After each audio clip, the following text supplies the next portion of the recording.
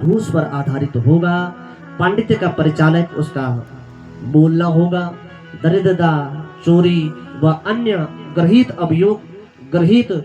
अभियोगों की वो जननी होगी।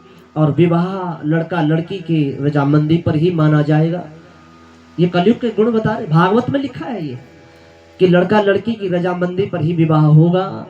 और सौभाग्यनी विभूषण हीना, जो सुहागिन स्त्रियां कलयुग में होंगी वो श्रृंगार नहीं करेंगी। वो अगर मांग भरती भी है तो जरा सा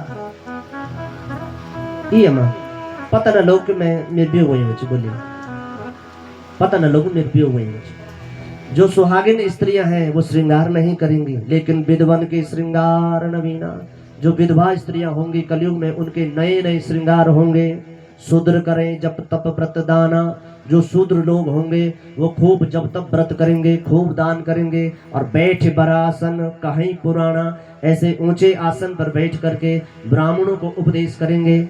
ऐसा कलयुग आ जाएगा। हाँ, ऐसा घोर कलयुग आ जाएगा।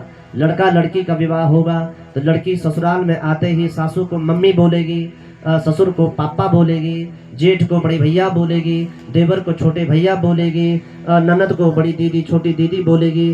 पति जो है कलयुग में पतित हो जाएगा, 3 अक्षरों वाला हो जाएगा।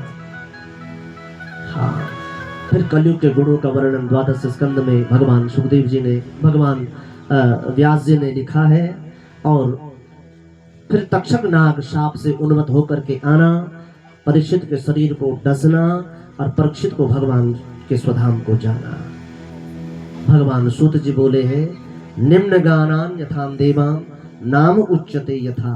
जैसे नदियों में गंगा श्रेष्ठ है, जैसे वैष्णवों में भगवान शंभु श्रेष्ठ है, ऐसे ही पुराणों में श्रीमद् भागवत महापुराण श्रेष्ठ है। हम लोगों ने इतने दिनों तक भगवान श्री कृष्ण की कथा को सुना, श्रीमद् भागवत महापुराण कथा को सुना। जो कुछ हम सब लोगों ने यहाँ सुना, हम सब लोग उसका आत्मसात करेंगे। नित्य निरंतर भगवान का गुणगान करेंगे, नित्य निरंतर अपने सनातन का प्रचार प्रसार करेंगे। अपने बच्चों को टीका लगाना सिखाएंगे, अपने बच्चों को चोटी रखना सिखाएंगे, अपने बालकों को धोती पहनना सिखाएंगे। हाँ, और अपने पहाड़ की संस्कृति से रूबरू कराएंगे। ये हमारी जिम्मेदारी है।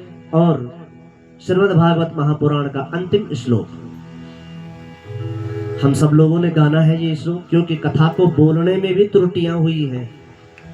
कथा को बोलने में, श्लोकों को गाने में भी त्रुटियां हुई हैं। कहीं कोई कुछ श्लोक, कठिन श्लोक ऐसे हो जाते हैं कि नीचे का रॉ ऊपर का रॉ, कहीं विसर्ग लगा, कहीं हलंत लगा है, तो पूरा पूरा श्लोक कहीं कहीं गलतियां हुई है। आप लोगों को भी कथा श्रवण में त्रुटियां हुई है, इसलिए उन त्रुटियों के शमनार्थ एक लाइन हम बोलेंगे।